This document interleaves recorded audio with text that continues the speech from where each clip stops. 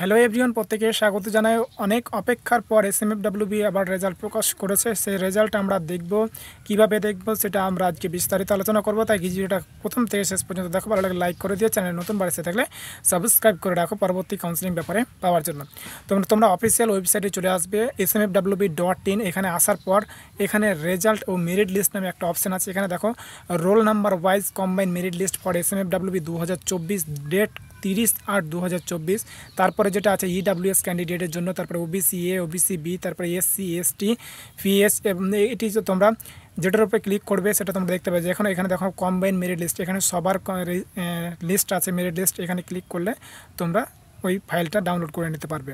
তো চলো একটু ডাউনলোড করে নিই। তো দেখো ডাউনলোড করার পর একটা ওপেন হয়ে যাবে। এখানে তোমার নাম বা অথবা রোল নাম্বার সব কিছু এখানে লিখে দেবে। এখানে তোমার র্যাঙ্ক কত হয়েছে সেটা জানতে পারবে।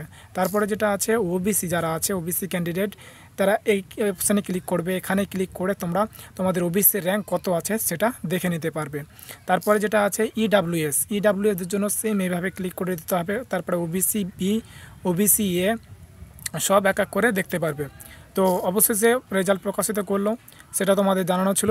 তো আজকে ভিডিও এই পর্যন্ত, দেখা হচ্ছে অন্য কোনো ভিডিওই তোমাদের সামনে লাইভে খুব তাড়াতাড়ি আসছে। আর চ্যানেলে নতুন বাড়ছে থাকলে সাবস্ক্রাইব করে রাখো।